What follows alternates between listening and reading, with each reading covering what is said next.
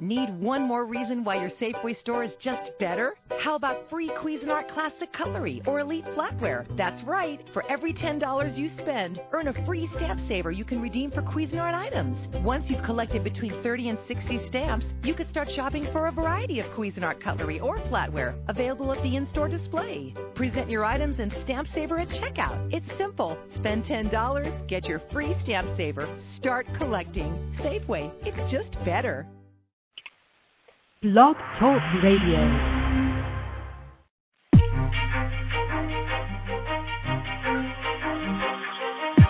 You're listening to Holistic Living, brought to you by East West Healing and Performance. And now, here are your hosts, Josh and Jeannie Rubin.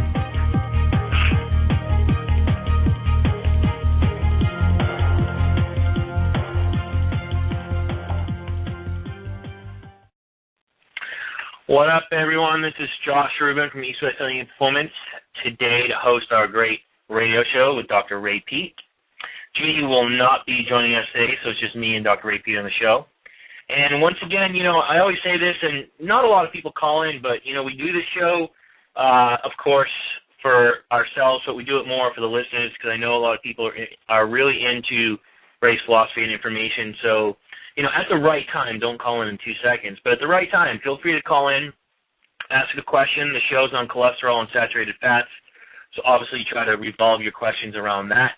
The call-in number is 347-426-3546. And, of course, if you can't listen to the show live, you can always download it later from our actual Blog Talk Radio show page. You can find that on our website, eastwesthealing.com, on the right-hand side. Or as well, check our Facebook, Twitter, all those fun little social media OCD creating pages in order to listen to the show later on. Take notes because it's going to be a great show. Of course, want to just introduce ourselves. If you're new, we own a wellness center, just private wellness center back in the Carlsbad area, San Diego. We work with nutrition and lifestyle clients all over the world using phone and Skype to help them with a lot of their metabolic issues, autoimmune diseases, GI problems, and so forth. So feel free to call us. If you have any questions regarding our services, you can check out our website at eastwesthealing.com. And if you're local, definitely stop in, check it out. One more order of business. I have to check my schedule, but I'm pretty sure it's October 27th, which is a Thursday at 2 p.m. I have to double check, but I'm pretty sure that's it. We're going to do a show with Dr. Cutler. Dr. Cutler is a biochemist, and he wrote a book called Amalgam Illness, Diagnosis and Treatment, What You Can Do Better and How Your Doctor Can Help. It's a great book. You can look it up. Andrew Hall Cutler, Ph.D. It's called Amalgam Illness. Highly recommend it, and our show is going to be on amalgam illness, so definitely stay tuned for that. So, today's show, cholesterol and fats, huge topic. Of course, we're going to get Ray Peat's philosophy on this. We'll cover lots of things from why cholesterol is so important, why a doctor's trying to lower it, why our body needs it, our physiology needs it, and what can happen and what it means if it's high or low, and what we can do to actually lower it, as well as why saturated fats, yes, the right types of saturated fats are so important in our diet. So enough of me. I want to get Dr. Ray Peat on the show. Maybe let him do an intro of himself this time because I feel like I never do enough honor. Just one more key piece before I click him in. I always say this. We do the show. He volunteers his time, and I know a lot of people are emailing him left and right. So please, please, please, I don't care if you send him a check for $1, $10, $5, $50, $100, whatever you want to send him to say thanks. If you're emailing him, sending him a check, I know people that send him checks every month. We send him checks all the time. I just think it's important because he's donating, 1 to 2 hours of his time plus emails every month. So don't want to say any more of that, but hopefully you can take that and run with it and say thank you to Dr. Ray Peat. So let me get him on. Ray, you there? Yes, hi. How's it going? Okay. So I wanted to know if you wanted to just kind of introduce yourself to a lot of the listeners. I always do an intro, and I just feel like it never does you the justice. So I don't know if you want to take a couple minutes just to kind of give a brief history of who you are and kind of where you come from. Before I studied biology, I was mostly studying language and literature and painting. and I had been interested in biology for a very long time, but I had a bad impression of academic biology from my high school experience mostly, but then seeing that in the 1940s there was a very big change in the nature of American biology, and that was powered by industry and government promotion of the gene theory as opposed to the field theory in development and health and so on. So I waited a long time until 1968 to actually enter a graduate program in biology, and I had learned enough about universities and biology to manage to get through the program without having too many conflicts with the professors. Most of the professors were very committed to the genetic determinist idea of what an organism is, and I was interested in the field concept and the environmental influences on the organism, and nutrition is one of the most important environmental influences on the nature of the organism. So I see our nature as being a matter of potential being realized according to the conditions of the environment, rather than the expression of a predetermined genetic program.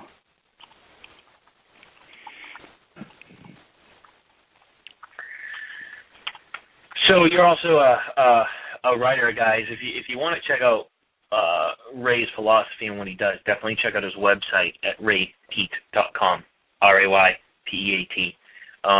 He has umpteen number of articles on his website that are free. And check them out, download them, buy his books. You can buy his books from his website as well. They're a wealth of information. I mean, I think I've read each book 6 times over easily, so definitely do that. Check them out. But that's a synopsis of who Ray is. And today we're going to talk about cholesterol and fats. And Ray's done a lot of work on this. He's written a lot on this. And I think it's a huge controversial topic out there. A lot of people don't understand it. A lot of people are afraid of cholesterol. The medical community is making people afraid of cholesterol. People don't understand saturated fats. So hopefully today we can clarify a lot of these things, or Dr. Pete can clarify a lot of these things, to educate yourself so you understand what you're actually saying, the meaning behind what you're saying. So we have a lot of questions here from listeners. I got a lot of questions kind of written up, but I guess we should start with, kind of some basic questions. I mean, kind of on the political side of it, or the Western medicine side of it, Ray. Why do you think America is so afraid of cholesterol and saturated fats? I think it's driven primarily by the food industry wanting to sell their products. The seed oils, the seed oils were already seen to be toxic, cause sterility, degeneration of the brain and the gonads and so on. Probably from 1925, but especially in the 1930s and 40s, the very oxidizable seed oils were known to be toxic, and that was one of the factors in researching vitamin E as something to counteract the toxicity of the seed oils, unsaturated fats, as well as the toxicity of estrogen, which happens to synergize with unsaturated fats. And the pig industry had been looking for ways to make their animals gain weight and eat less food. And George Burr, who's identified as the inventor of the essential fatty acid concept, himself discovered that the essential fatty acids slow the metabolic rate tremendously. The deficient animals eating sugar instead of unsaturated fats had about a 50% higher metabolic rate, but various people noticed that effect. And they found that feeding soy and corn to the pigs, because of the unsaturated fats suppressing their metabolic rate, increased the profit. Less food in, more pig out.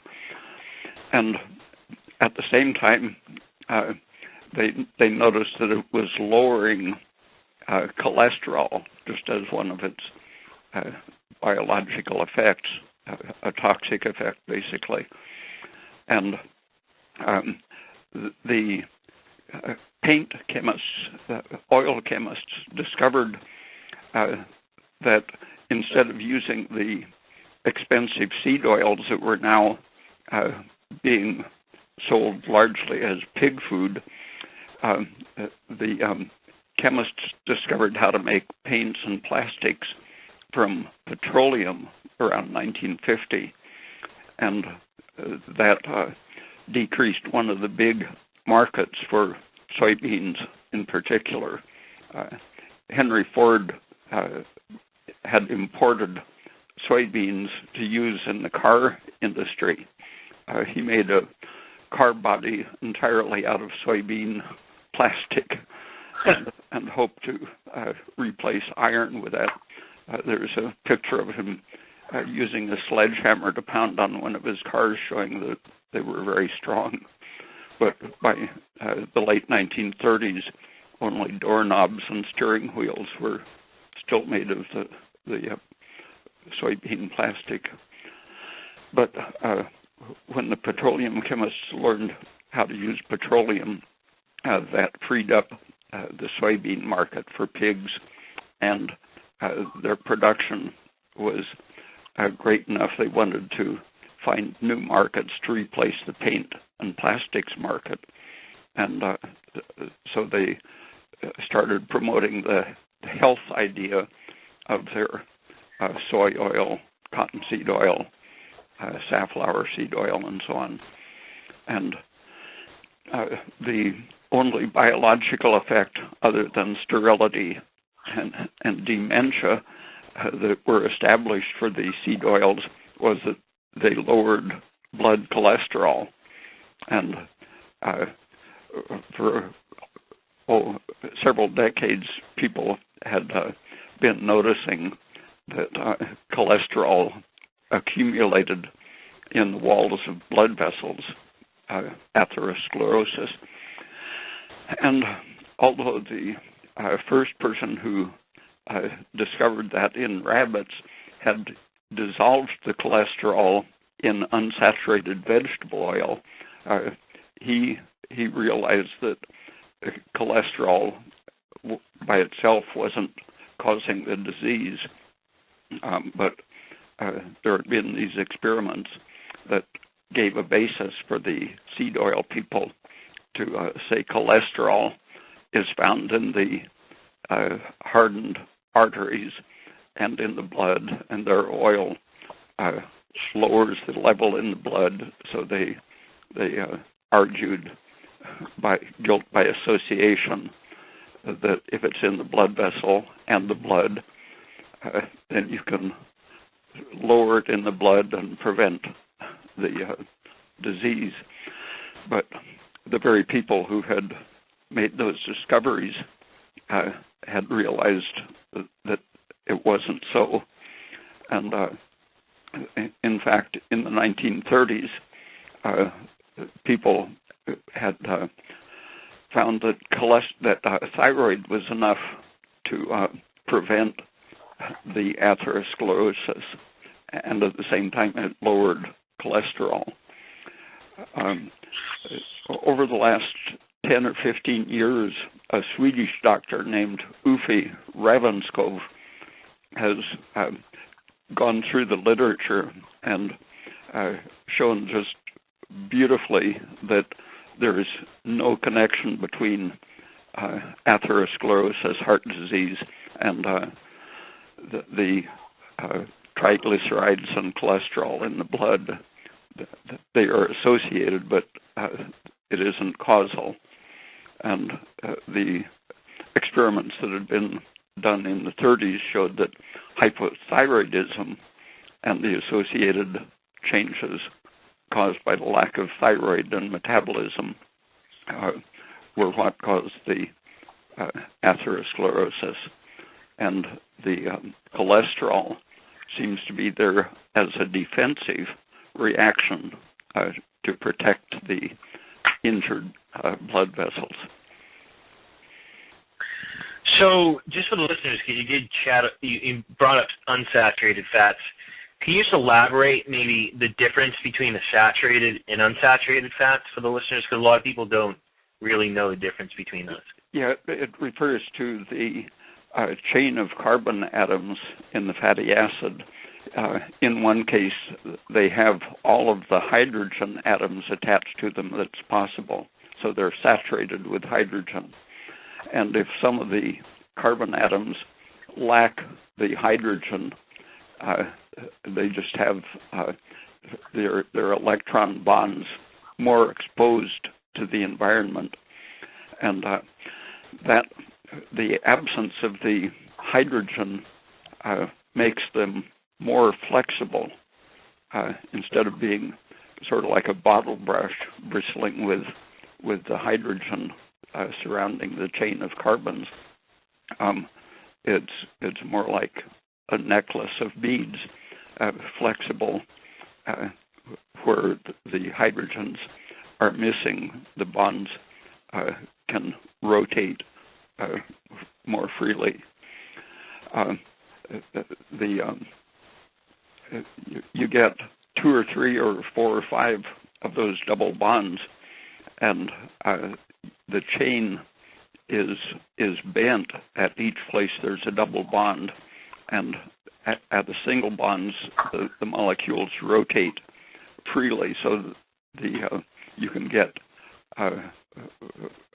very flexible shapes when you have the purely or highly unsaturated molecules. And that flexibility you can see when you put a bottle of oil in the refrigerator.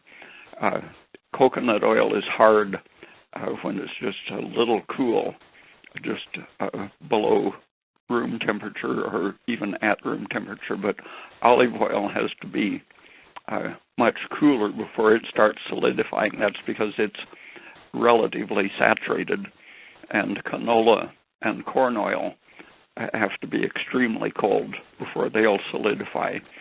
And that's biologically important. One of its meanings is that if the organism lives at 40 degrees Fahrenheit, for example, and it contained butter fat or olive oil, its fats would be solid and wouldn't be manageable.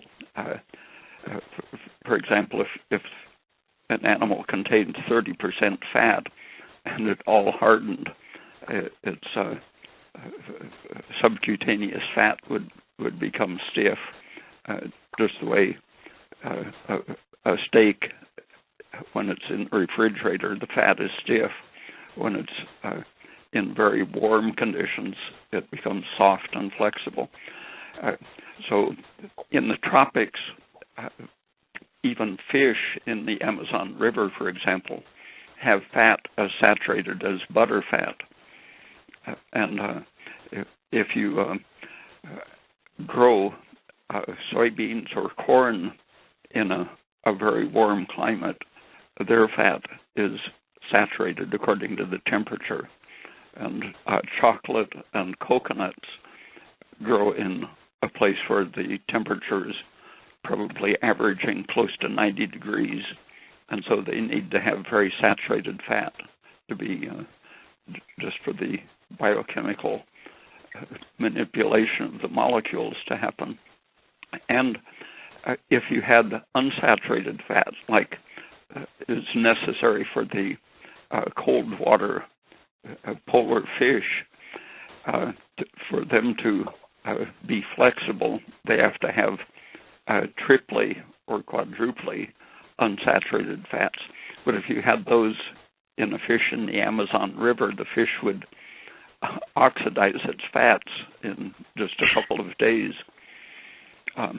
Even with a medium unsaturated oil, such as soy oil or corn oil, if you put a rubber hose into a cork in the top of the bottle and put the other end of the hose in a cup of water and leave the bottle at room temperature, the water will rise up the tube as the oil is consuming oxygen.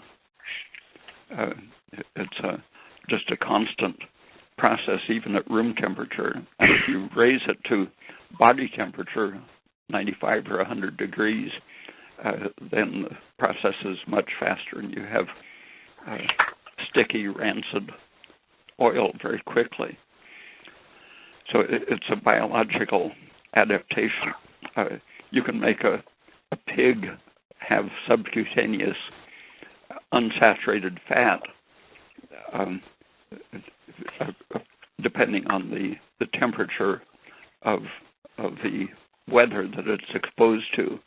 If you put a sweater on the pig, it'll get more saturated. It's quite interesting. So, guys, what he just said the past couple minutes, write that down. That's some really good stuff to educate yourself on the differences and why saturated fat is so important, the right type for humans, and why unsaturated fats can be actually quite detrimental. Now, you were talking about atherosclerosis. It's not the easiest word to say. Most Western literature, medicine literature, doctors, they always talk about cholesterol and heart disease. And if you even read the side of like Lipitor and stuff, it even says this medication has not been approved to prevent heart disease, but they still promote it for that. What do you feel? I know your thoughts on intracellular calcium and fibrosis and all that. Can you elaborate on what your thoughts are around atherosclerosis and heart disease and stuff like that? The polyunsaturated fats that we unavoidably get in our diet, they're constantly breaking down, producing free radicals, and tending to cause inflammation and tissue injury. And if anything is disturbing the metabolism of a cell, that's more likely to happen. For example, the normal healthy oxidation through the mitochondrion keeps the electrons tightly controlled while they're being transferred from, say, a glucose molecule to an oxygen molecule. But if you take away some of the oxygen, the electrons in the mitochondrion will have no place proper to go, and they will escape as free radical potentiators, and so the cell becomes more oxidized in the absence of sufficient oxygen. So any stress of a cell puts out these electrons that can attack the exposed electron bonds in unsaturated fats, but the saturated fats aren't open for stray electrons. So every time you're limited in your delivery of oxygen to a cell, you're putting the unsaturated fats in the way of these stray electrons. and those will then start chain reactions that at the extreme, they form lumps of material called age pigment or lipofuscin. And these, the free radical oxidized fat fragments attach to proteins, and they collect bits of iron and other breakdown products from the free radical attacks on whatever is around in the cell. And these lumps of age pigment, because of their iron and fat fragments, are able to catalyze the consumption of energy and deliver energy from the enzymes to oxygen. So they can create a false mitochondrial effect, consuming energy and wasting oxygen. And then that accelerates the process because the real mitochondrion is further deprived of oxygen by these age pigment lumps. But before that happens, that tends to be at the end of the life. You get degrees of that happening in which oxygen deprivation and stress cause lower degrees of damage and inefficiency. Signals go out changing the conditions of the organism. For example, sending signals that more energy is needed, activating hormones such as cortisol, estrogen, and growth hormones. And these three hormones are very closely connected to the rising triglycerides and the damage to the blood vessel wall. And they tend to interact. Cortisol increases estrogen, estrogen increases cortisol, and they both increase growth hormone. And all of these tend to break down triglycerides into free fatty acids, which are more reactive, tend to become oxidized more quickly, cause more cellular injury.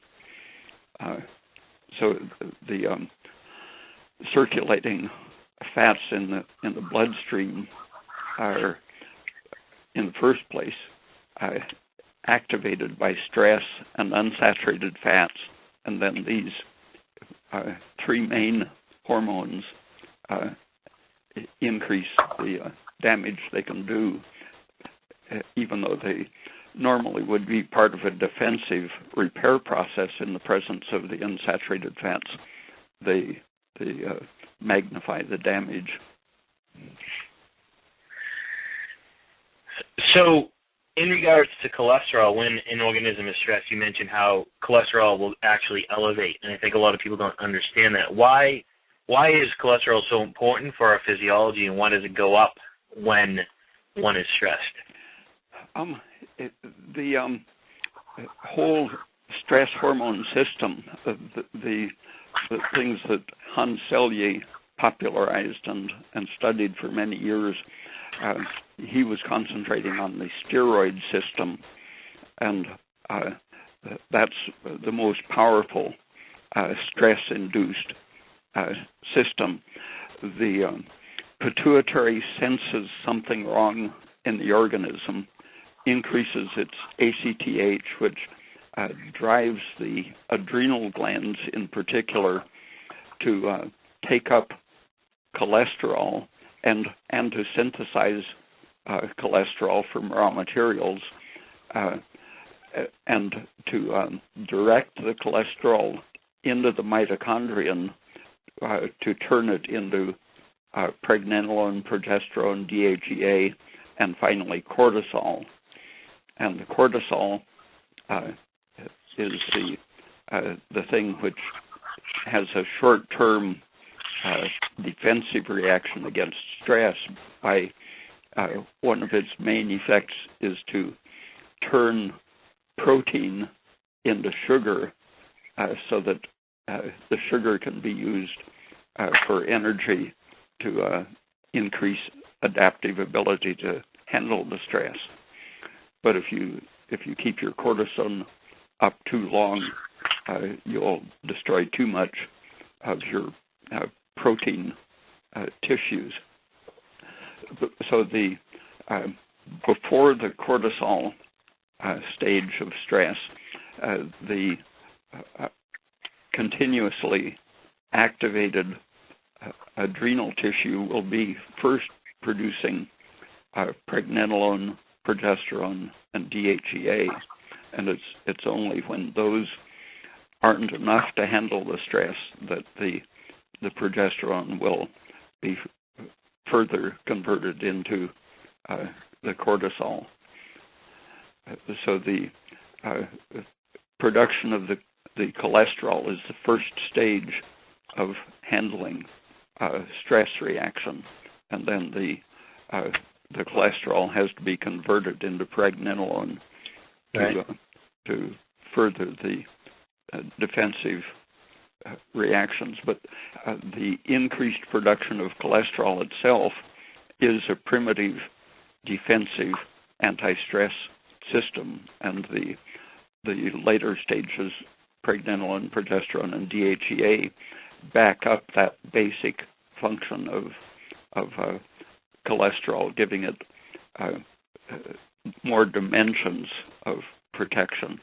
But starting probably around 1920, people were trying to purify cholesterol and see what its biological effects would be. They found that I think they used about 10 different toxins, everything from pus from an infection to snake venom, heavy metals, chlorinated solvents, everything that occurred to them. They would give a lethal dose of the poison to an animal, and if they gave it a good dose of cholesterol, it would survive an otherwise lethal dose. And that has been done repeatedly. There have been some more specific things. For example, the testes are stimulated to more efficiently produce sperms in the presence of cholesterol, and the cholesterol has a direct activating effect on producing more of the defensive steroids and helping the cell do what it should do, as well as interfering with the toxic effects of chemical stresses and physical stresses. For example, hyperthermia that will cause your red cells to break down. If you add enough cholesterol, the cells won't be hurt by an otherwise deadly temperature. So it's just an incredibly broad spectrum protective substance.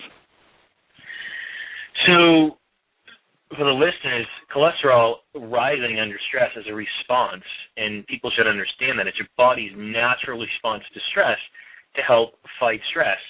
Now, the issue is with most people, it goes up, keeps going up, and it's never coming down. So what are your thoughts on that? Is it a conversion issue? You know, what do you need to make that conversion from cholesterol to pregnenolone? I guess it was about 40 years ago, someone was looking at the effects of varying the amount of cholesterol going into either an ovary or an adrenal gland, and they found that if the thyroid hormone and the vitamin A nutrition were adequate, the amount of progesterone coming out exactly corresponded to the amount of cholesterol going in. So a very big portion of the cholesterol is being turned into the also protective hormones, pregnenolone, progesterone, and DHEA. And that is a massive turnover of the cholesterol that's being produced, but it depends on thyroid and vitamin A very largely. So the higher your thyroid function, the more cholesterol you're consuming.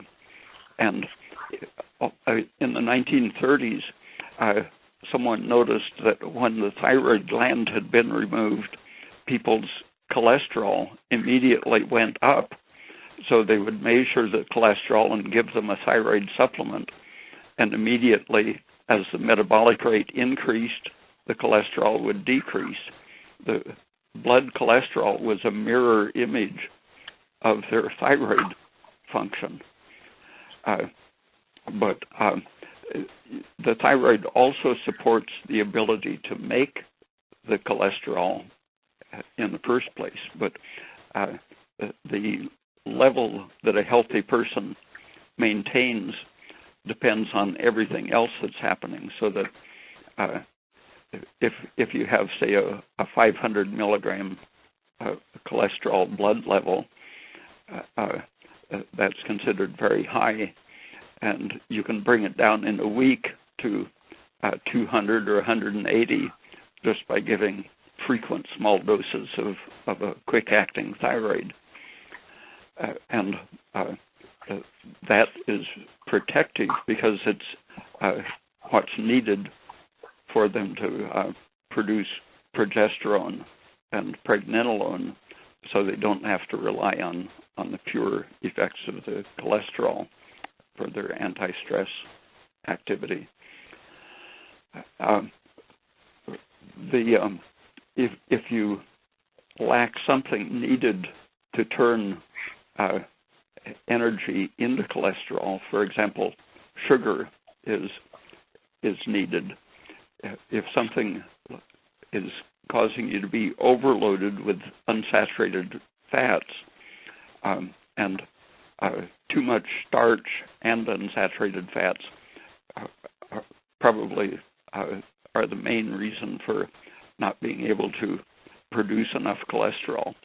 The thyroid will also help you overcome some of the blocks to producing cholesterol, but a supplement of sugar sometimes is needed to bring up your production of cholesterol, so that you don't want your cholesterol to get below something like 160 as a very minimum. In some studies, after they were seeing that some diseases such as cancer were associated with very low cholesterol levels, and instead of being that the cholesterol was being consumed by the cancer, it turns out that low cholesterol makes you susceptible to developing cancer. When there was a Hungarian study about 45 years ago that found that when they chemically lowered the cholesterol, the mortality increased from all causes: accidents, homicides, suicide, and cancer. A huge increase in cancer mortality as they chemically lowered the blood cholesterol. And the hormones that aren't being produced from the cholesterol are probably the reason for those increases in mortality. So when it comes to making that conversion, now I know a lot of people follow your philosophy, and one thing certain people say is when they start following your philosophy to lower their cholesterol, the cholesterol actually goes up. Now, is that because of utilizing the tropical fruits that they haven't been used to, and they're producing more T3, so they're utilizing more, and it'll eventually come back down, or are they missing something? Yeah, and no one is really sure what the optimal level of cholesterol is. Right. For example, looking at old people in rest homes, they followed their cholesterol levels and saw that the ones that lived the longest had pretty high cholesterol. I think the 270 was the number that corresponded to the longest survival. And in the Framingham study, they saw that people over the age of 50 who didn't have at least a 200 cholesterol level were more likely to develop dementia. And in a big study of violence, they divided populations into those with at least 180 cholesterol and those below 180. And the violent offenders were clearly connected with the below 180 cholesterol levels. So going back to the dementia, and I think you mentioned in one of your books, you talk about people with low cholesterol, whatever that number is, there's a higher incidence of depression. And you talk about cholesterol is a precursor to pregnenolone. Can you elaborate on pregnenolone's effects on our brain chemistry? I know you talk about ACTH on it. Can you elaborate on that for the listeners? Yeah, the several signals can tell your brain that you're suffering stress. For example, low blood sugar is one of the basic things, and the various things that amount to stress act on the stability regulators of brain cells. The GABA is a sleep-inducing peptide or fragment of the glutamic acid, amino acid. Glutamic acid excites the brain. If you take off the acid, it becomes gamma aminobutyric acid, which sedates the brain. And the stressed brain will activate enzymes to produce GABA and turn off the excitation. And there are specific peptide signals that act parallel with glutamic acid to excite the brain and to interfere with GABA, the stabilizer. And the Valium-type sedative or tranquilizer acts on the GABA stabilizing system of the brain. If something is preventing the glutamic acid from being turned into sufficient amounts of GABA, Valium will fill in and activate the GABA system, and activating the GABA system turns off the stress signals and stops the pituitary from producing ACTH to activate the adrenal cortex. And progesterone and pregnenolone and many other things act on the GABA receptor system. And pregnenolone happens to be one that is doesn't have many other hormone-like effects. It's basically a stabilizer at all levels of cells. In the brain, its effect is on the GABA system to imitate Valium, to tell your pituitary that the stress is under control and to stop producing so much cortisol. So in early experiments testing the toxicity of pregnenolone, someone gave a group of mice or rats 10 grams of powdered progesterone or pregnenolone made into a slurry injected into their stomachs, and they didn't have any appetite for a few hours because being so full of powdered pregnenolone. But the only hormonal effect that they saw was that some of the animals that had been stressed and had excessive cortisol or corticosteroid before the dose of pregnenolone, when they were getting the huge dose, they were normalized. So the animals were more normal after that big dose than they were before the dose. For a person, that would be like eating a pound of progesterone all at once, or pregnenolone rather. Yeah. So pregnenolone alone, I mean, could nutrition philosophies do enough if you're making the conversion to raise pregnenolone to help with brain chemistry, skin tone, and overall stress reduction? Or do you recommend possibly using a powdered pregnenolone to actually help balance that and lower cholesterol? Yeah, it depends on the birth. how far the system has deteriorated.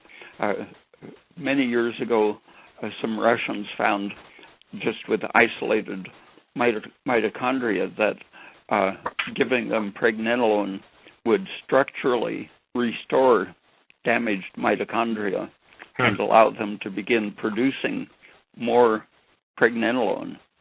And that's similar to what people saw with isolated progesterone on slices of adrenal gland. When they would give the adrenal slice pregnenolone or progesterone, it would increase its production of progesterone. So in both cases, there's a positive feedback rather than the typical negative feedback. You give it some and it makes more, which means that the organism is designed as if it wants as much as it can get. Right. And ordinarily you can make enough from converting sugar to cholesterol, and with thyroid and vitamin A converting cholesterol to the other hormones.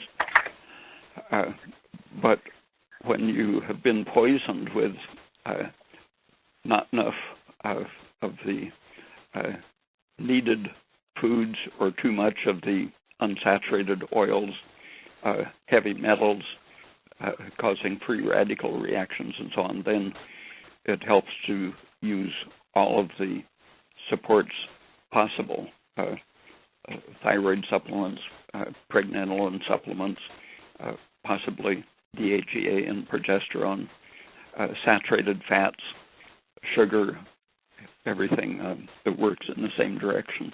Right. Makes sense.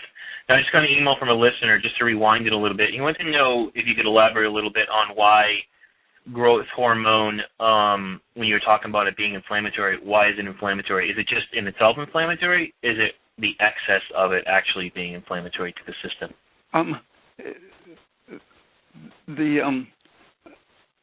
Most of the research is designed to praise its beneficial effects, but there are some very basic observations that people who have been chronically deficient in it have a remarkable absence of atherosclerosis.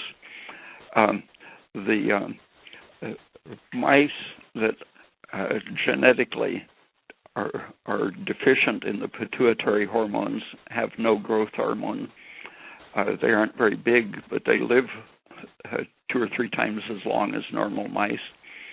And one researcher removed the pituitaries from several species of animals and found that they lived much, much longer than animals with their pituitaries if they were given basically a thyroid supplement to keep their metabolism going. So when you have hypoglycemia, you increase your growth hormone, and it tends to come with the other pituitary stress-responsive hormones. And all of these tend to have their side effects. So they're all beneficial in the right amount at the right time, but they're all harmful when they go on too long or at too high a level. People with the giantism, acromegaly, from for example, a tumor or overactivity of the pituitary gland, they have an extremely high incidence of atherosclerosis. So we're talking cholesterol. Can you explain just you can get as deep as you want, I know, but the basics for people in the differences between HDL and LDL?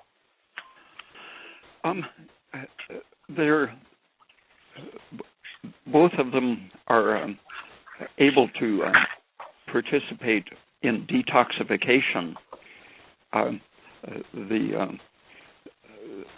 The protein that helps to carry the cholesterol in the bloodstream itself has some very specific anti-stress, even antiviral activity.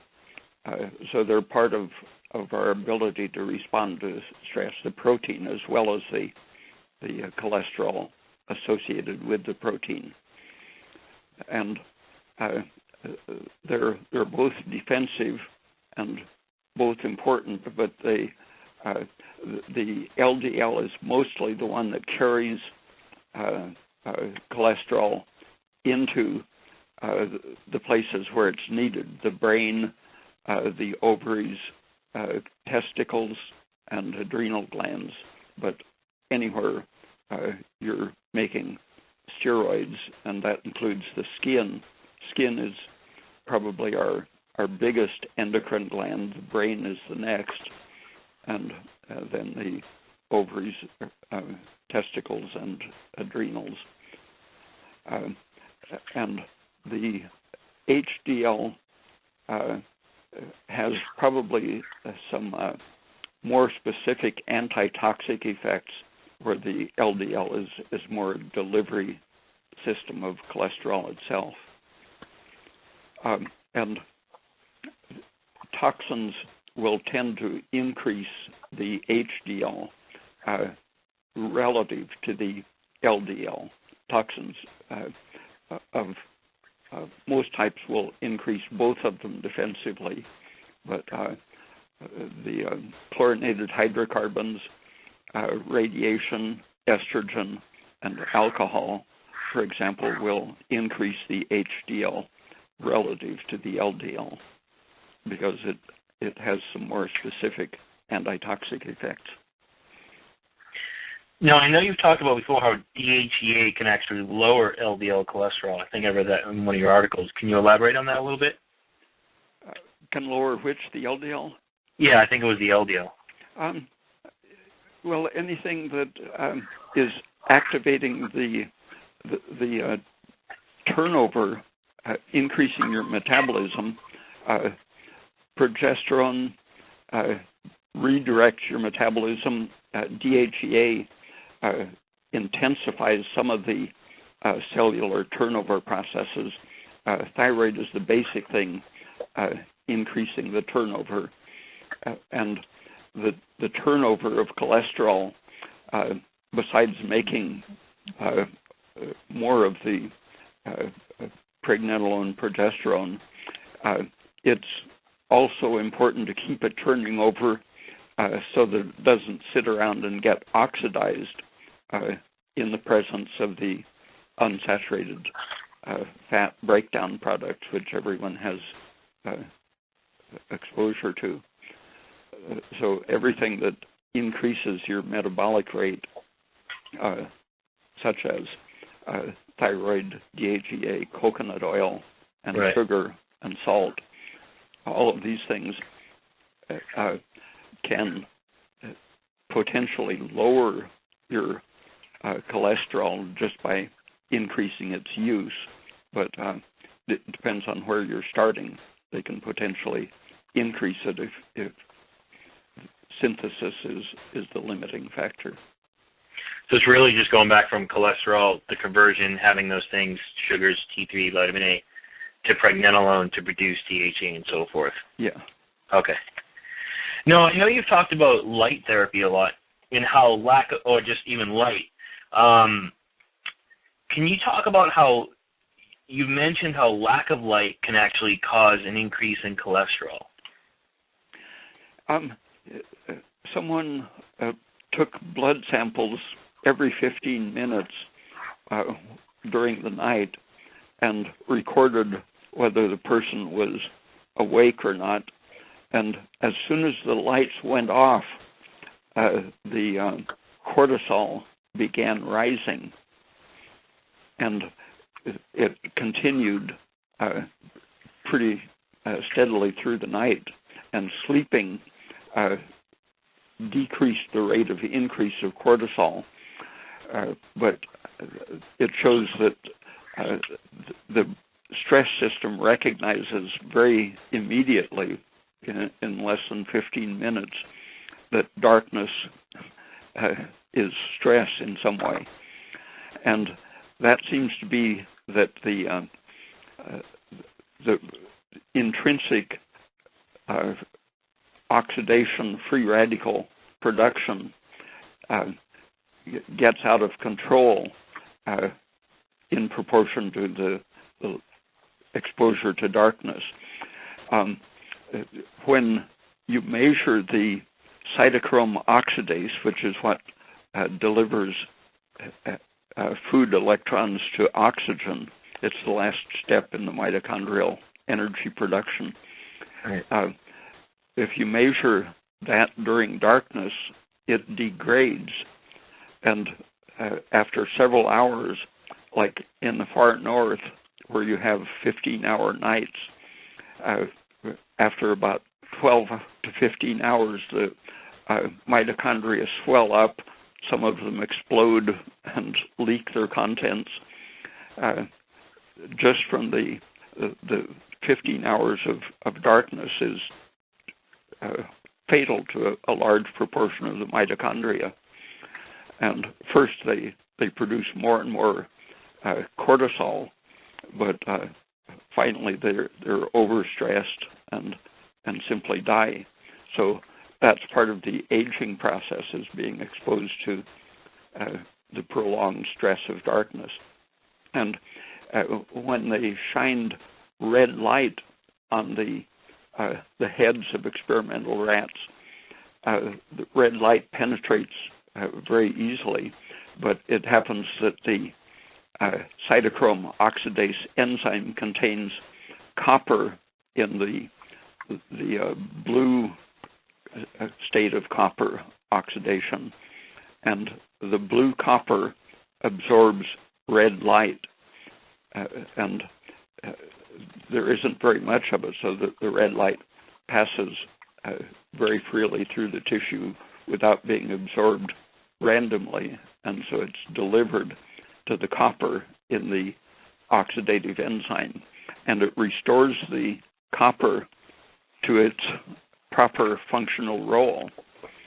And that's apparently what's lost during exposure to darkness.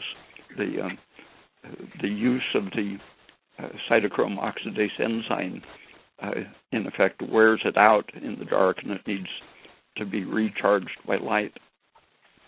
And you can see similar effects if you expose a bit of tissue to sunlight. The blue light and ultraviolet light will excite electrons the same way X-rays excite electrons in hard tissue, especially. The excited electrons can last for years or decades in the hard tissue, such as the tooth or bone. But in the soft tissue, these excited electrons can be detected in an electron spin resonance machine for hours after being exposed to sunlight. So you can tell the history of a seed or a bit of tissue by measuring the state of its electrons, whether it was exposed to blue or ultraviolet light. But while you're measuring it in the machine and expecting it to be able to show excited electrons for hours, if you shine just a burst of red light at the tissue while it's in the machine, it quenches those excited electrons, and they go back to their resting state. That's apparently what's happening in the rat experiment, restoring the copper by absorbing red light puts the electrons back in the proper arrangement. So you might have said this. I just want to kind of repeat and make sure I hear this correctly, that it's almost in a simplistic sense that light stimulates cellular respiration, progesterone, which is stimulatory to the thyroid, which helps with the conversion, where darkness is more stimulatory towards estrogen, serotonin, those things, which are antagonistic to the conversion. Yeah. Okay, cool. Guys, don't forget we're taking calls 347-426-3546. If you call in, hang tight. I'm not going to interrupt Ray when he's talking. So if you call in, just be ready to be on hold for a couple minutes, and I'll definitely chime you in. So don't forget to call 347-426-3546. Can you talk a little bit about circulating cholesterol in correlation with vitamin D and calcium absorption? Is there a correlation? Well, no, not anything I can think of. A toxic level of vitamin D is one of the things that can injure the blood vessel wall, but at physiological levels, possibly interacting through parathyroid hormone would be an indirect way that they would relate. Okay. Now, I have a question from, not a caller, someone emailed me the other day, and I'm going to read you the question. I'm pretty sure it's from a radio show that you were on. I don't have a date, but it says his statement, which I'm assuming it might be you, so you can correct me if I'm wrong. And it states that it is possible to live entirely without eating fats because your body can make all the saturated fat it needs. In the early part of the last century, animals that lived on fat-free diet were completely free of spontaneous cancers and lived longer than normal. So the question is, if the body can make all the saturated fat it needs, what's the importance, if any, of consuming saturated fats? One thing is that makes the food a lot pleasanter to eat. It makes it digest more efficiently and steadily. Experiments with a loop of intestine, they would put just proteins or just carbohydrates or just fats in at a time, and they found that the digestion was very poor until you had all three types of food present at the same time, and then it was as if the intestine needed a complex stimulus before it would really effectively start absorbing and digesting the food. So it's partly a stimulus to your intestine to handle the protein and carbohydrate effectively. And it's a signal of satisfaction that helps to lower stress to have fat and sugar in your food.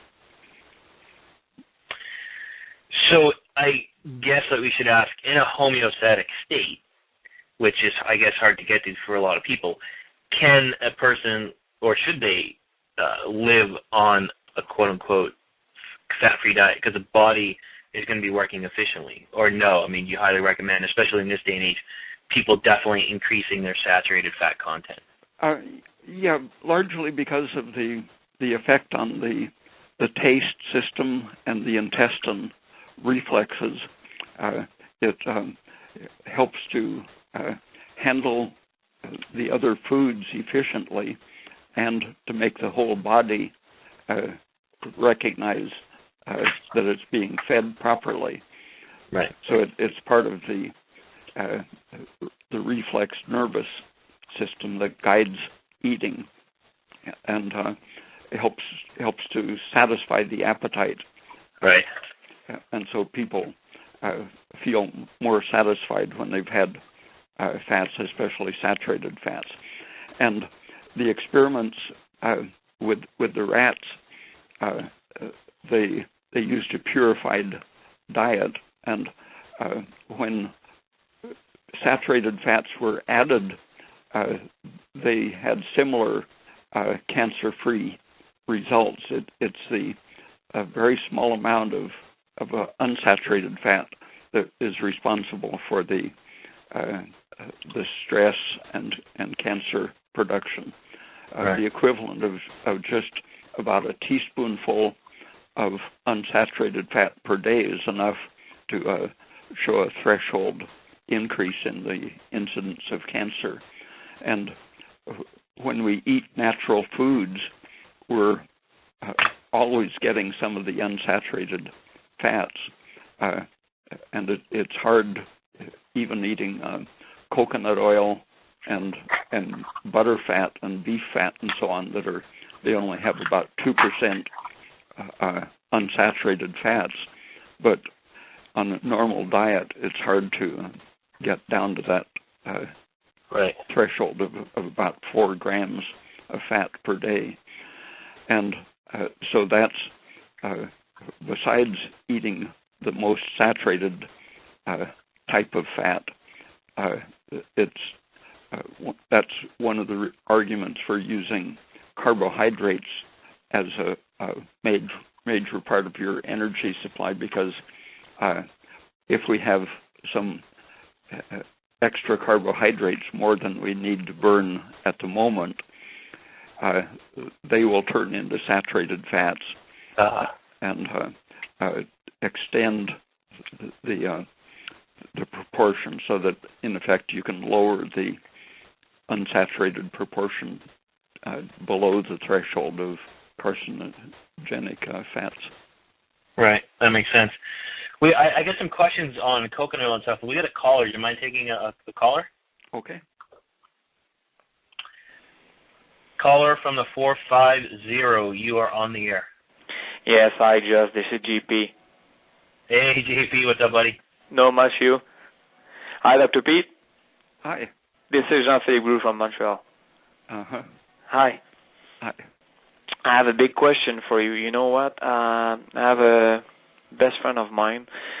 Now, I don't know if you can answer me, but it's contract HIV now, and I recommend him some of your recommendation about saturated fat and aspirin, but his last blood test showed that the CD4 and CD8 drops down. Do you have something to help him?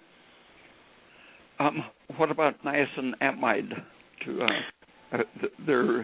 People with HIV often have a very high polyunsaturated fats circulating, and niacinamide is something that will help lower the free fatty acids. If you lower the free fatty acid, the CD4 and CD8 increase again, or? I think so. You think so? Okay, because you know what, his doctor advised him to begin the tritherapy, like AZT, I think. And I don't know if you're, you advise that, or you have other recommendation. I think because I read a lot of it about coconut oil. I try to explain him that coconut oil are very, useful when you contract HIV, and I gave him maybe 5 tablespoons per day. But if the CD4 decreases, I don't know what to explain him to that. Sugar, niacinamide, and aspirin are all things that help to lower the stress and keep the immune system up. Okay, but when you said aspirin, it could be 15 aspirin per day. Around that. Around that.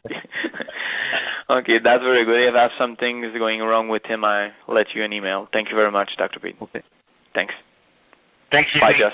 Yes, bye. Bye. Great stuff. Thanks, JP. Let's talk about coconut oil, because people out there, I mean, even our clients, everyone's just so, you say saturated fat, and it's just like, bam, people are so against it, and they don't know why. But we know when we talk about saturated fat, of course there's others, but, you're a huge proponent of coconut oil. Can you elaborate on why in regards to metabolism, hypothyroidism, the liver, just as much as you can put out there for people? Any of the saturated fats have an anti-inflammatory protective effect. A group studying liver disease has found that the fish oils and shorter seed oil unsaturated forms increase liver inflammation and tendency to become fibrotic and cirrhosis, and that can be blocked by the saturated fats. I think it was an Indian that noticed that alcoholics in India who lived in the areas where they had ghee or butter as their main fat didn't develop liver cirrhosis despite being alcoholic. And they began testing that and saw that alcohol activates the unsaturated fats to react with iron to break down and produce the liver damage. And so all of the saturated fats are protective when you have an inflamed situation. And that goes all the way up to the waxes, such as extracted from beeswax and sugarcane and such, the super long chain saturated fats. And the coconut oil is in the medium chain length. It includes some of the very short chain saturated fats.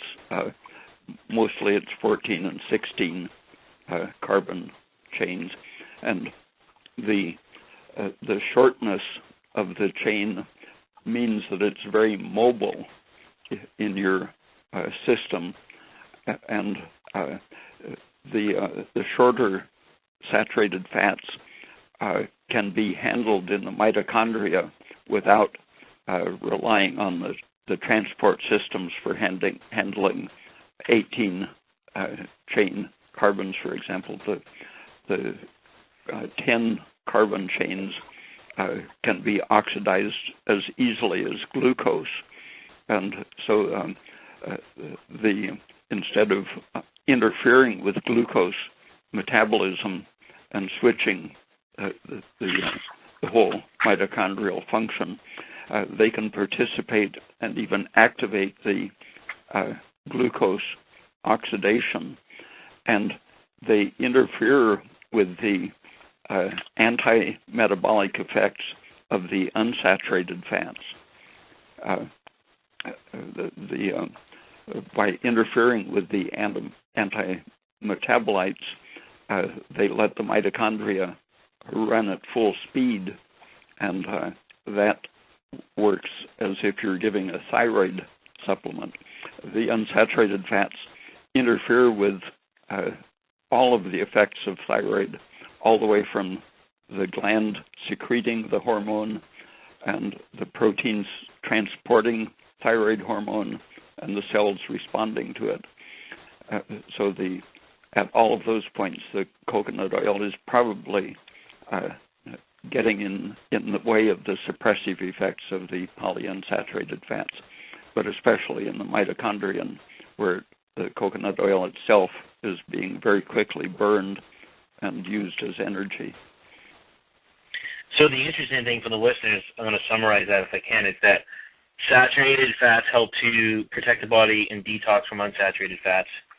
They help with glucose oxidation and kind of reteaching the liver how to store glycogen and helping with blood sugar regulation. Saturated fats like coconut are pro-thyroid and anti-inflammatory. Yeah. Okay. Yeah, and speeding the metabolic rate. Yes. That's the most important thing the thyroid does, and right. And sugar and coconut oil work right with it to maximize the good metabolic oxygen consumption. And it's interesting because at least with our clients, there's other things we've done, but to lower people's cholesterol, we've actually increased their saturated fat. And most people just get, completely, blindsided by that. But it definitely works. Can you talk about? You've quoted, I think it was Hussein in a lot of your articles about coconut oil and its effect on the pancreas. Am I correct? Can you talk about that a little bit? Yeah, he was experimenting at the time he was working. He was just discovering the multiple factors that regulate blood sugar, and saw that the pituitary would activate the adrenals to increase cortisol and raise the blood sugar, while the pancreas was making insulin to lower the blood sugar, and the coconut oil and sugar worked very similarly to keep the system working, to allow insulin both to function and to be produced. And he didn't know at that time. There were a lot of things about the interactions of pituitary, sugar, adrenal, and so on that hadn't been discovered yet. But working just with those few elements, he was on the right track. Good stuff on coconut oil. Let's talk about milk, and then I want to talk about eggs because we're talking about saturated fats. And we know, or the people that are listening, how much of a huge proponent you are of course, the right type of milk for that person, because of it's a complete macronutrient and saturated fat. Can you just give us, some of your thoughts on why it's so important? Why should people be using it in their diet? Because most people out there, nutritionists, are actually not promoting it and saying it's actually quite inflammatory. And you actually promote it as something meaning that's anti-inflammatory. I think the calcium content, besides it contains such a broad spectrum of all of the nutrients, but the disproportion of calcium is, I think, what makes it anti-inflammatory. And that there are lots of ways that the calcium is working. One is that it increases the oxygen-using ability of the mitochondria the same way thyroid does. It specifically activates some enzymes, the uncoupling proteins in the mitochondria that turn on a higher metabolic rate. But systemically, it's suppressing the parathyroid hormone, and the parathyroid hormone is another of the short-range protective adaptive hormones that, when it continues too long, becomes counterproductive and contributes to degenerative diseases.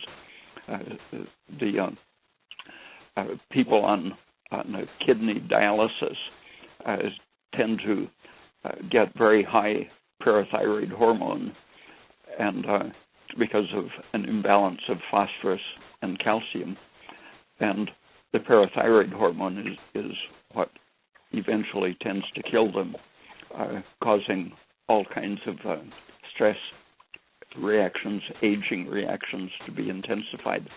And having a chronically high calcium intake gives you a chronically low parathyroid level. So the parathyroid isn't taking calcium out of your bones and tending to put it into your arteries and kidneys and so on. Keeping the parathyroid hormone down protects your arteries and kidneys and bones, and allows your insulin to do what it should to keep the free fatty acids under control, and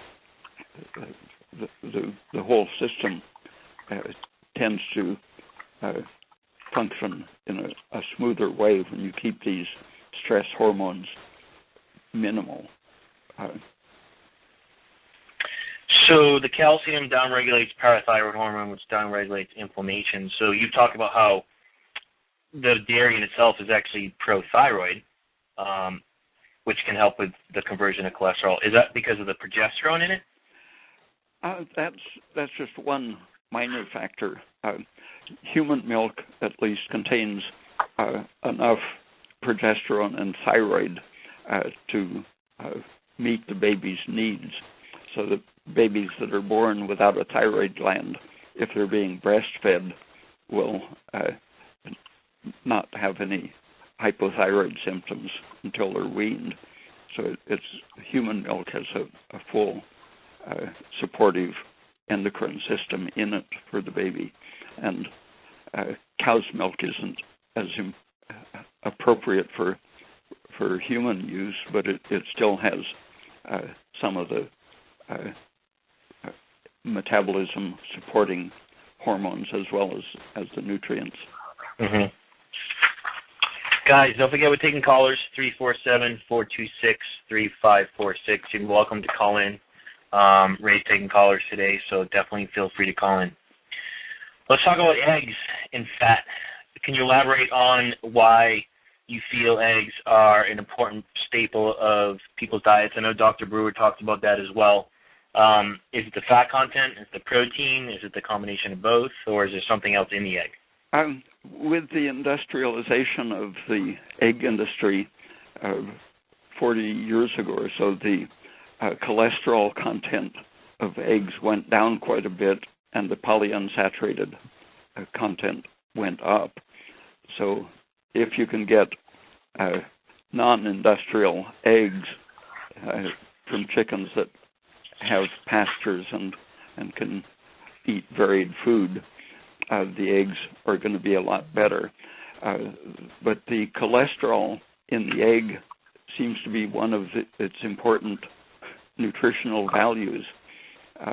Something like 600 milligrams of cholesterol in your diet from some of the experiments. It increases the oxidative stability of your lipid particles in your bloodstream, makes them less atherogenic. We got a caller I'm going to take, if you don't mind. Just popped in. He's been waiting for a little bit, actually. Caller from the 949, you're on the air. Hi, this is Danny Roddy. Hi, Josh. Hi, Dr. Pete. Hi. What up, Danny? I just wanted to ask Dr. Pete, I know he's talked about this a lot in his articles, but basically a lot of people in the paleosphere are under the impression that free fatty acid in blood is a good thing. So I was curious if Dr. Pete could elaborate on that and perhaps explain how that can be harming to the liver and the thyroid. What was the material in the blood? Free fatty acids. Free fatty acids? Yeah. Yeah. Correct. Can you explain why somebody would not want that to happen, i.e. like a low-carb diet? Would not want which to happen? He's saying that there's a group of people that follow the paleo diet out there, which is a high-protein, low-carb diet. And they're saying through their research that having higher levels of free fatty acids in the blood is actually beneficial, and you're saying it's not. So he was asking you to kind of elaborate on it. Yeah, that's my main argument against eating a high meat diet. That's one of the important functions of sugar, I think, because my next newsletter in 4 months, I think, will be talking about free fatty acids. But basically, they're one of the means by which stress causes its damage. I've known people who were eating 2 or 3 pounds of meat a day and who were getting sicker and sicker as their free fatty acids and free amino acids increased. And that started me reading more about the free state of fatty acids in the blood. And just about everything that goes wrong involves free fatty acid increase. If they're totally saturated fatty acids, such as from coconut oil and butter, those are less harmful, but they still tend to shift the mitochondrial cellular metabolism away from using glucose and fructose and turning on various stress-related things by lowering the carbon dioxide production, I think, is the main mechanism. Amazing. Thank you so much, Dr. Pete, and thank you, Josh. I love the show. Thank you. Cool, man. Thanks for calling in. Take care, guys. Bye. Bye. Do you mind taking another caller? No, fine. Okay. Let's see. Caller from the 314. You're on the air. Oh, maybe not. Hold on. Maybe they hung up. Caller from the 314. You're on the air. Is it me? If you're 314, that would be you. Okay. Well, I knew that there may be more than one caller from my particular area code. I just called in because I had a spare minute and I was hoping to catch some information, so I wasn't really I didn't intentionally put a question out there. I mean, I'm just listen. Yeah, I'm just now being introduced to most of this stuff, so pretty much anything that's discussed I will be thoroughly interested in. In particular with regard to mitochondrial function and how specific macronutrients and even different vitamins and minerals may play a role in how. So that all right, I'll ask him that. Okay. Bye. Bye. Whoa, that was a little too loud for me. But I think his question was, I'll simplify it, because I heard a dog, a baby, in a car.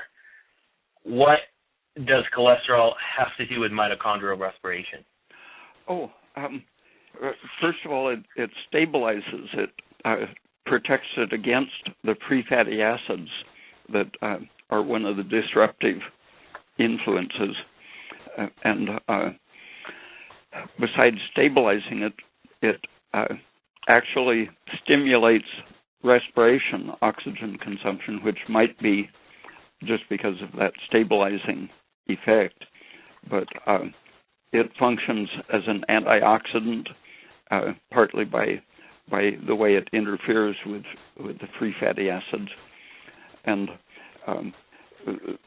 cholesterol associates with proteins and nucleic acids, and as well as other lipid materials. And I think the way it binds to proteins is responsible for its stabilizing effect in the mitochondrion. The proteins that make up the mitochondrion have a very liquid property, so that you can use an oily solvent, remove all of the oil-soluble materials, and you still have a mitochondrion there. but that shows that the apparent mitochondrial membrane is really a protein structure rather than a fat membrane system, and that protein structure is reinforced and stabilized by binding with cholesterol molecules. Huh. So in a sense, would you think, though, it obviously just helps with the production of, well, I don't know if it would help with the production of T3, but just the production of carbon dioxide as well? Yeah, it stimulates the whole respiratory process, right, which includes conversion of some cholesterol to the hormones as well as producing carbon dioxide. Right. Awesome. There you go, Lamb. That was for you. We got another caller, I think, from the 415. Let's see if they get a question for us. May take a second to get them on here. Hello? Computers. Caller from the 415, you're on the air. Can you hear me? Yeah. Okay. Yeah, I was just wondering, a lot of coconut oil, sometimes they make people either feel sick to their stomach at first or really achy. Is that because of the salicylates in it or something? Is it better than to get the refined coconut oil if you're having problems with, some of the components in it? Yeah, I recommend the completely deodorized kind. The research was always done with the filtered kind that had no odor at all. Oh. And even though it tastes really good to make, ice cream or cookies or something out of the very aromatic kind for safety and general use, because some people are allergic to the aromatic, tasty things in the coconut, right. Making it completely odorless, I think, is safest. Right, but that's not too processed, though. The bleached, refined, deodorized RBD or whatever they call it, you can find ones that are not. They just pass it through diatomaceous earth or Fuller's earth, and so it's just a filtering process, no chemical treatments. Okay, yeah, because when we've had the regular virgin coconut oil, always end up feeling kind of sick or achy or something, like inflammation, sort of like with fermented food. So I just didn't know what was going on there. It just takes a spoonful of the very odorous stuff to make me sick for about 3 days. Okay. And how much a day would be for just an average weight person? Just however much they want, a few tablespoons? A tablespoon with a meal was enough to make me breathe harder, get pinker, have a higher pulse rate, and lose about, I guess it was a pound or two a week. Okay. All right. Sounds good. Thanks. Thank you. Thanks. I love it, Ray. Have a good one. Just nonchalant with your answers and just make it so simple. It's great. So could it be, too, because some people aren't used to eating saturated fat, and they might have an overburdened liver, a biliary insufficiency, and so forth, so that increase saturated fat too fast. Could it do with CCK, the release of CCK that causes the nausea, or do you think it's just the actual? Okay. Low thyroid people have very touchy gallbladders, right? And it just takes a little grease to trigger a gallbladder reaction, and you've got to get your gallbladder in good condition. Right. Getting the estrogen down is the basic thing, but low thyroid people, a very high percentage of them have gallbladder disease. Yeah. I remember reading that in Dr. John Lee's work a long time ago. He found a huge correlation with gallbladder surgeries and estrogen dominance.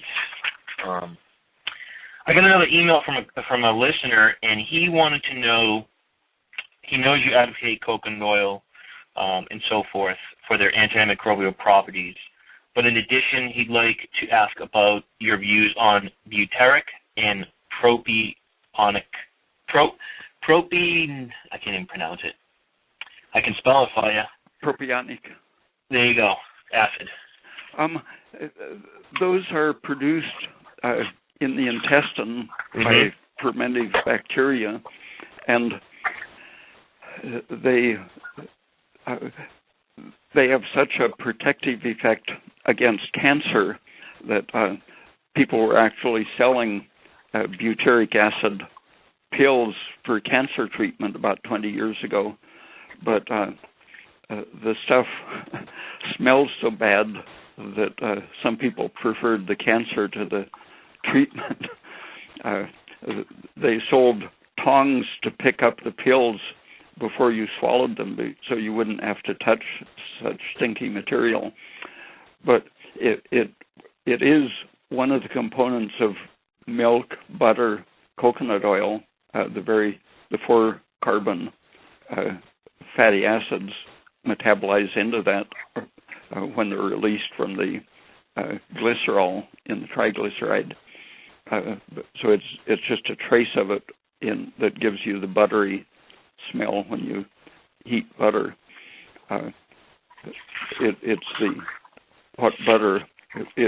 Butter gave butyric acid its name, but since it's produced by bacteria, and since people with very good health have no bacteria in their small intestine, and the farther up in your intestine that you have bacteria, it's the likelier you are to have a lot of digestive and other health symptoms. And low thyroid people have slow digestion, and the bacteria tend to occupy most of their intestine. So from the fact that the healthiest people don't have bacteria, and the butyric acid is produced by fermentive bacteria, it should be limited to the colon, and preferably the materials that feed the bacteria should have been digested and absorbed in the small intestine. So I think ideally we shouldn't be making any butyric acid in the intestine. And both butyric acid and propionic acid have some pro-inflammatory effect as well as their anti-cancer effect. So even though they are potential cancer therapies, ultimately I'm for minimizing the intestinal production of them.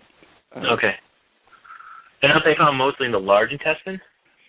Well, no. When you have bacteria living up in your ileum, a lot of it's produced there. Okay. Good stuff. Now, let's get to the question about, we're talking about cholesterol, saturated fat. We've gone through the mechanisms of foods, and I kind of want to do a summary at the end, but you have all these people taking statins, and most people don't even know the implications of taking a statin. They don't know what they're putting in their mouth, and they don't know what else to do. What's first off, what's the risk of not only taking a statin, but what's the risk of lowering your cholesterol? Well, the tendency to become violent or suicidally depressed, or increasing the tendency towards dementia, making your red blood cells less stable. Everything becomes less stable. The cholesterol is an intrinsic part of chromosome and DNA function and of cell division regulation. The first things people notice would be the emotional effects, probably, and the statins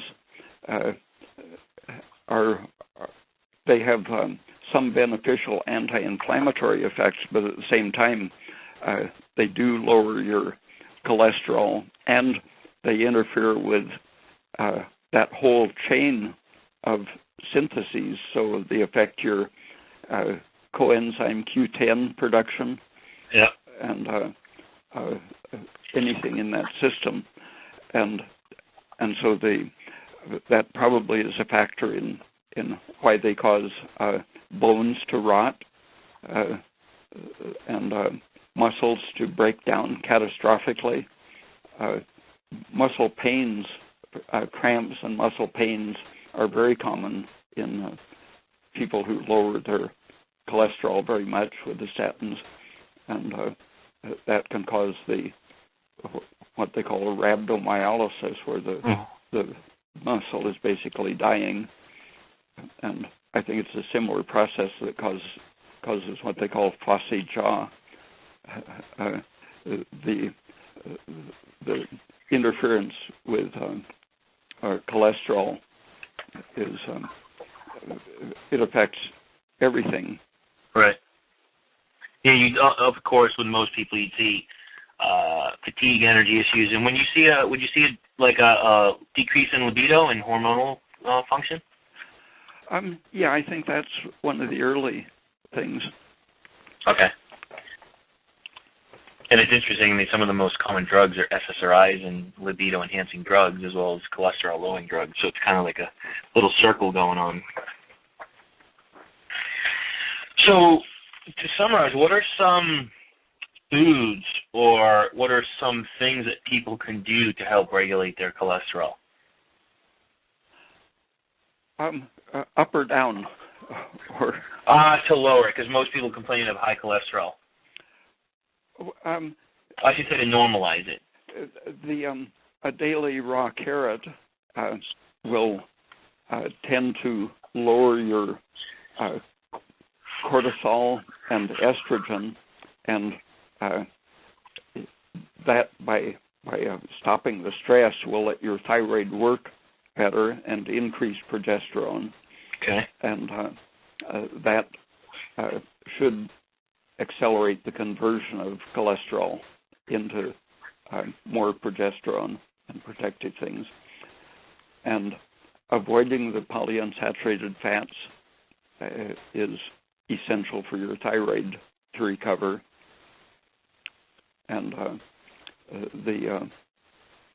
everything that increases your metabolic rate, such as calcium and sodium, are essential. Of course, to get the vitamin A, you could use dairy, liver, eggs. I think you mentioned before vitamin C. What does vitamin C have to do with lowering cholesterol? It's part of the adrenal and ovarian system. I don't think it has a direct synthetic relationship, okay, but it's just part of the adrenal, probably having an antioxidant function when the cell is excited. Aids in the process, kind of like an adaptogen of some sort.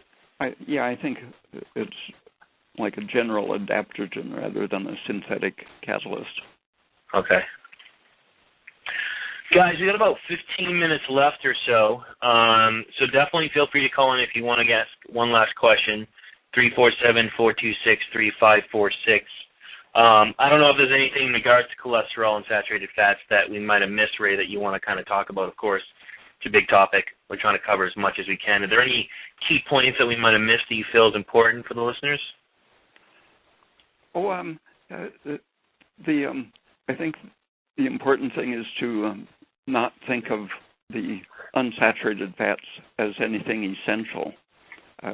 That has never been proved, and what Burr himself proved was that the unsaturated fats lower metabolism, so that the so-called deficient animals had a 50% higher metabolic rate, and that means that all of your nutritional requirements will increase when you shift to a prothyroid saturated fat diet, and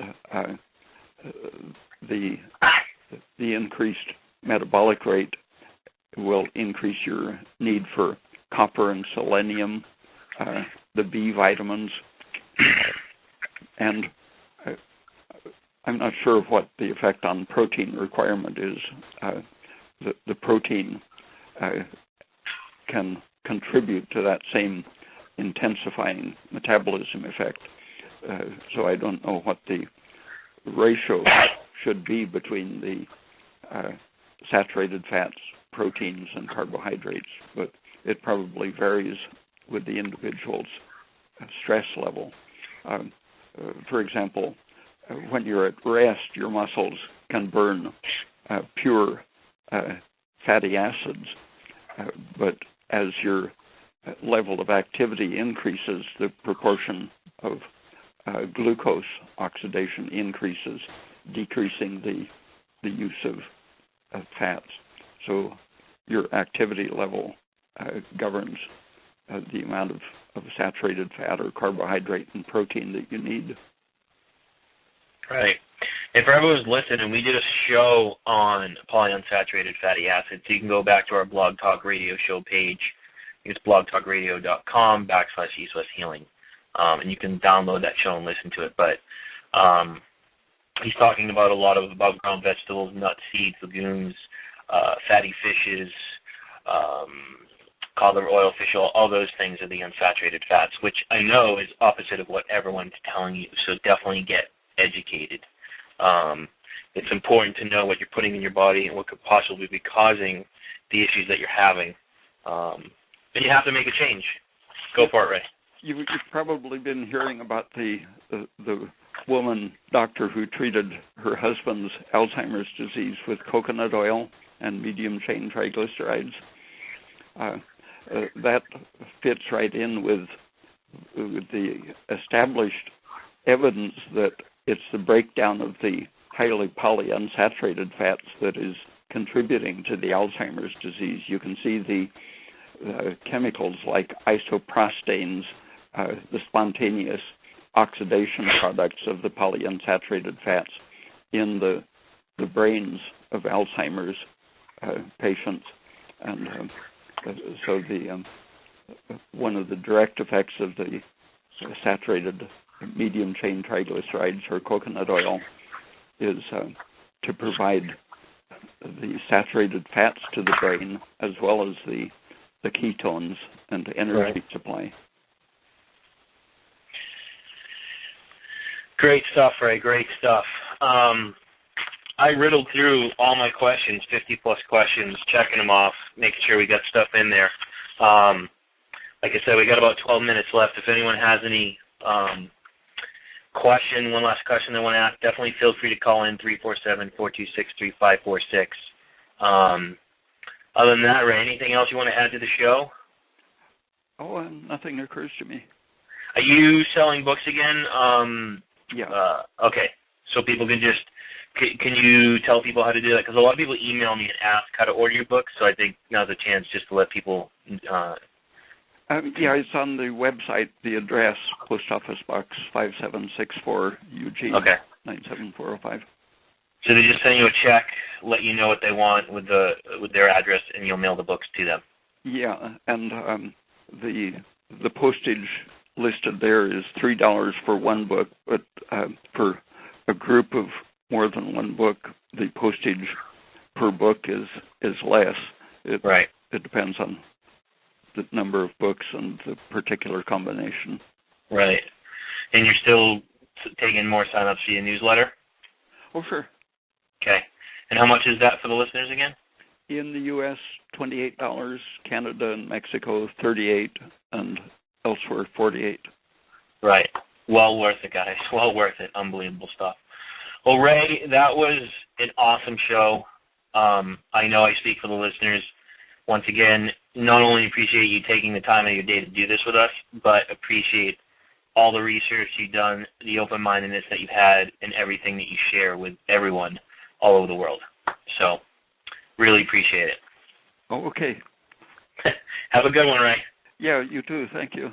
Bye. Bye. So there you go, guys. Another show with Dr. Ray Pete. The guy absolutely amazes me and puts a smile on my face.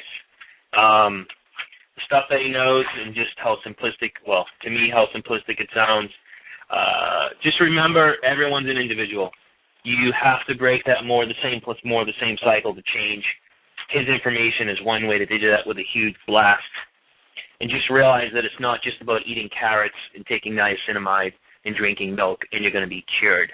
It's all about understanding who you are, what your physiology is, the state that you're in, how many meals you need to eat a day, what are your ratios of macronutrients, what foods are going to work for you, even though they're recommended.